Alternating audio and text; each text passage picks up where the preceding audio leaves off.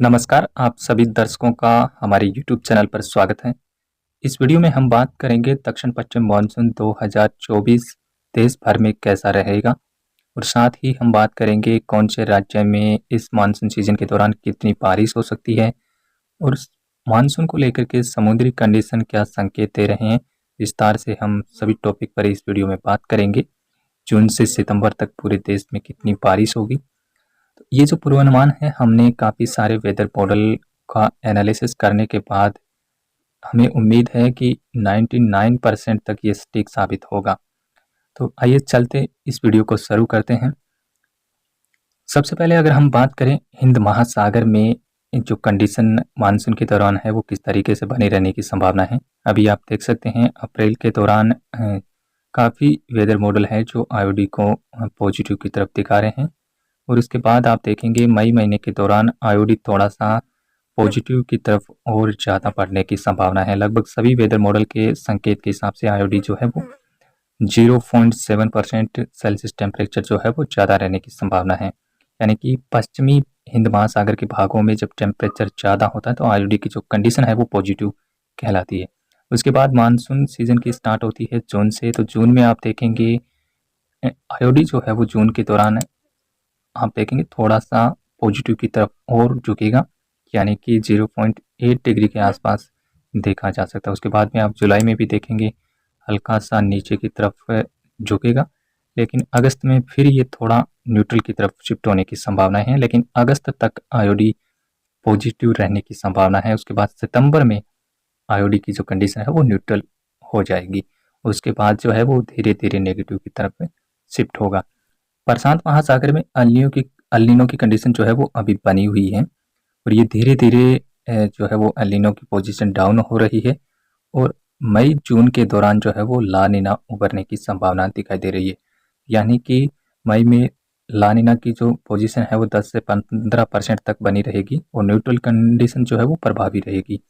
तो इसके चलते जून, जुलाई, अगस्त और सितंबर में आप देखेंगे जो ला नीना है वो काफ़ी मजबूत रहने की संभावना है। यानी कि 60 से 65% तक ला नीना रहने की संभावना है और न्यूट्रल कंडीशन 30 से 35% तक रहने की संभावना है। जबकि अल नीनो की जो पोजीशन है वो 3 से 5% तक रहने की संभावना है। इसके बाद अगर हम बात करें एमजीओ की, एमजीओ जो है वो एक बादलों का समूह होता है जो इक्वेटर के बिल्कुल पास में पश्चिम से पूर्व की तरफ आगे बढ़ता रहता है। चारों तरफ ये चक्कर लगाता रहता है और इसका जो टाइम पीरियड है वो रिपीट होने का 30 से 35 यानी कि 40 दिनों तक ये फिर से उसी जगह पे देखने को मिलता है।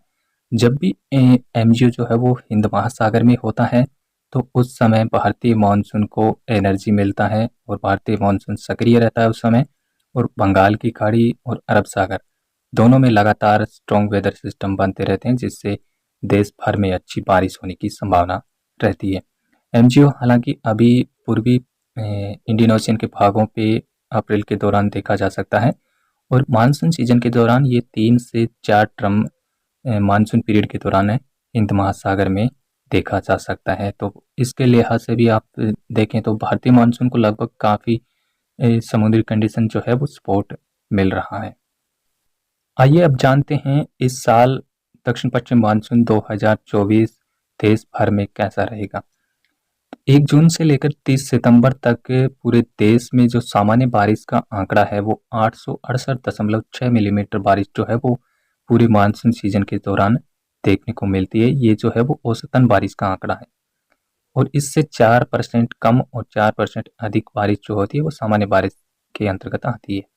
और इस साल यानी कि सामान्य बारिश जो है वो 96% से लेकर के 104% तक जो बारिश होती है वो सामान्य बारिश के अंतर्गत आता है।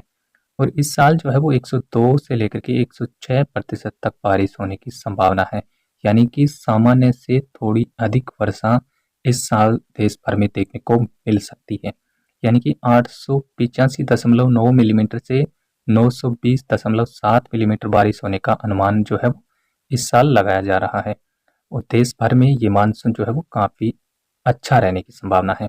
यहाँ पे आप ग्राफिक में देख सकते हैं कि जो नॉर्मल बारिश है इस साल जो है वो सामान्य मानसून रहने की जो संभावना है वो 50% तक नज़र आ रही है, जबकि सामान्य से अधिक बारिश होने की संभावना 34% तक नज़र आ रही है। यानी कि सामान्य से भी अधिक वर्षा होने की जो संभावना है वो काफ़ी अधिक दिख रही है, और सामान्य से कम बारिश होने की संभावना महज 16% तक है। यानी कि देश में इस साल मानसून काफ़ी अच्छा रहने की संभावना है। आइए अब जानते हैं कि मानसून 2024 के दौरान देश भर के तमाम राज्यों में कौन से राज्यों में कितनी बारिश होने की संभावना है। तो यहाँ पे कुछ कलर दिए गए हैं, आप समझ सकते हैं कि ग्रीन कलर में जो कलर आपको दिखाई दे रहा है वहाँ पे सामान्य वर्षा होने की संभावना है, जबकि ब्लू कलर में और गहरे ब्लू कलर में जो स्टेट दिखाई दे रहे हैं वहाँ पर सामान्य से अधिक वर्षा और सामान्य से बहुत अधिक वर्षा होने की संभावना है। जबकि येलो और रेड कलर में जो राज्य नज़र आ रहे हैं आपको, वहाँ पर सामान्य से कम वर्षा और सामान्य से बहुत कम वर्षा देखने को मिलेगी। तो आप देखेंगे कि सामान्य वर्षा होने की संभावना जो है वो कौन-कौन से राज्य में है। लक्षद्वीप में और अंडमान निकोबार द्वीप समूह में सामान्य वर्षा होगी। केरल और तमिलनाडु में भी सामान्य वर्षा इस साल होने की संभावना है, और बिहार, झारखंड, पश्चिम बंगाल, त्रिपुरा, मिजोरम, मणिपुर और नागालैंड में सामान्य वर्षा होगी, और साथ ही हिमाचल प्रदेश में और दिल्ली एनसीआर में भी सामान्य वर्षा होने की संभावना दिखाई दे रही है।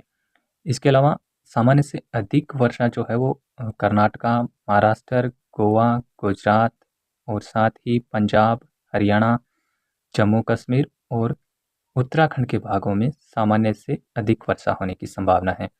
जबकि राजस्थान, उत्तर प्रदेश, मध्य प्रदेश, छत्तीसगढ़ और उड़ीसा के भागों में सामान्य से काफ़ी अधिक वर्षा होने की संभावना रहेगी।